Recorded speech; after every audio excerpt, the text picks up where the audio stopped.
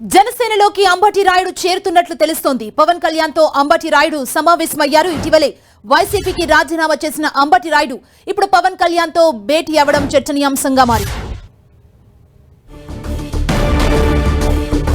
ఈ మధ్య వైసీపీలో చేరారు అంబటి రాయుడు. ఆ తర్వాత వెంటనే వైసీపీకి రాజీనామా చేశారు. ఇప్పుడు జనసేన అధినేత పవన్ కళ్యాణ్ తో అంబటి రాయుడు భేటీ అయి చర్చిస్తున్నారు. ఇక వీరి భేటీకి సంబంధించి మరింత సమాచారం మా ప్రతినిధి రవిచంద్ అందిస్తారు. మనకు రవిచంద్. సుమా, ఏదైతే అంబటి రాయుడు ఇప్పుడే కొద్దిసేపటి క్రితమే పవన్ కళ్యాణ్ తో భేటీ అయ్యారు. దాదాపు 45 నిమిషాల నుంచి కూడా ఈ భేటీ కొనసాగుతుంది. మొన్ననే ఆయన వైసీపీకి రాజీనామా చేశారు, బై బై చెప్పేశారు. వైసీపీలో చేరిన 10 రోజులకి ఆయన ఆ పార్టీని వేయటం కూడా రాష్ట్ర వ్యాప్తంగా చర్చనీయాంశంగా మారింది. ఆ తర్వాత ట్విట్టర్లో ఆయన తాను క్రికెట్ కి వెళ్తున్నాను, మరోసారి క్రికెట్ టోర్నమెంట్ లో పాల్గొంటున్నాను, అందుకే రిజైన్ చేశానని కూడా చెప్పారు. కానీ అనూహ్యంగా ఇక్కడ పవన్ కళ్యాణ్ తో భేటీ అవుతున్నారు. తన రాజకీయ భవిష్యత్తుపై ఒక కీలక నిర్ణయం తీసుకోబోతున్నారు. పవన్ కళ్యాణ్ తో మాట్లాడుతున్నారు.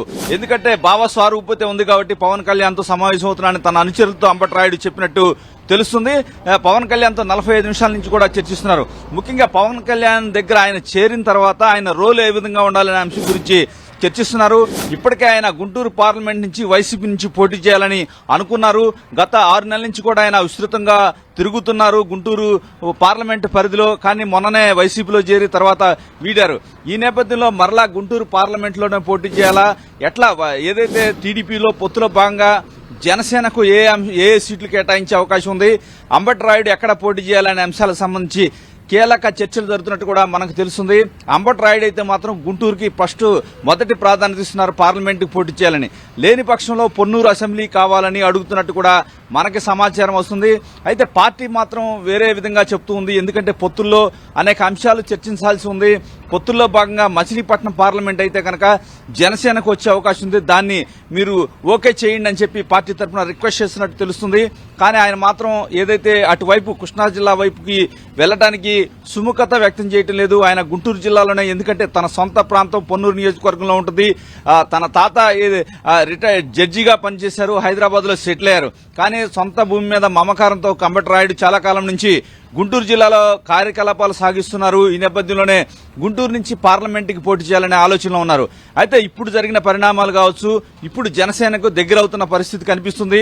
ఏదైతే ఇవి గనక ఈ టాక్స్ గనక ఓకే అయితే వెంటనే ఆయన మెడలో జనసేన కండవా కప్పుకునే అవకాశం అయితే చాలా స్పష్టంగా కనిపిస్తుంది. అయితే ప్రధానంగా అంబటి రాయుడు చెప్తుంది, తన పూర్వీకుల స్వగ్రామం పొన్నూరు నియోజకవర్గంలో ఉంటుంది.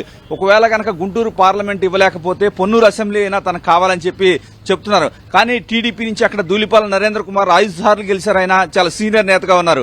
ఈ నేపథ్యంలో పార్టీ కూడా అన్ని విధాలుగా ఆలోచించింది. గుంటూరు పార్లమెంట్ కూడా టీడీపీ పొత్తులో భాగంగా టీడీపీ పోటీ చేసే అవకాశాలు చాలా స్పష్టంగా కనిపిస్తున్నాయి. ఈ నేపథ్యంలో పవన్ కళ్యాణ్ కావచ్చు, ఆ పార్టీ పెద్దలంతా కూడా మచిలీపట్నం పార్లమెంటు పోటీ చేయాలని కోరుతున్నారు. కానీ మచిలీపట్నం పార్లమెంటు పోటీ చేయడానికి కొంత సుముఖత ఈయన వ్యక్తపరచలేదు.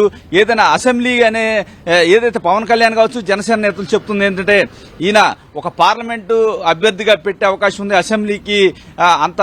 అసెంబ్లీకి సాధ్యం కాదు అని అతనికి తేల్చి చెప్పినట్టు కూడా తెలుస్తుంది. ఏదైనా చర్చలు అయితే జరుగుతున్నాయి. ఈ చర్చలు అన్ని తర్వాత అతనికి టికెట్ విషయంలో ఒక కన్ఫర్మేషన్ ఇచ్చే అవకాశం ఉంది.